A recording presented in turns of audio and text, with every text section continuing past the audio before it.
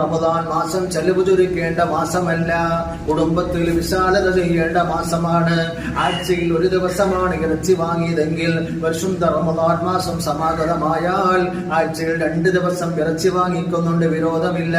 കാരണം മുത്തുനബി സ്വല്ലല്ലാഹു അലൈഹി വസല്ലം തങ്ങൾ പഠിപ്പിച്ചു, ഇൻബസിതു ഫിൻ നഫഖതി ഫീ ശഹ്രി റമദാൻ.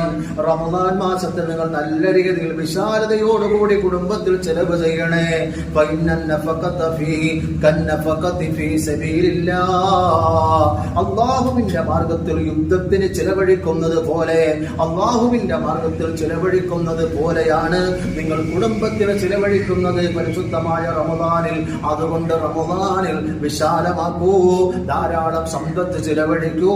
അല്ലാഹുവിന്റെ മാർഗ്ഗത്തിൽ ചിലവഴിക്കുന്നതിന് കിടപിടിക്കുന്നതാണ് പരിശുദ്ധ റമദാനിലെ ചിലവ് കൊടുക്കലെന്ന് ഹബീബായ മുഹമ്മദുർ റസൂലുള്ളാഹി.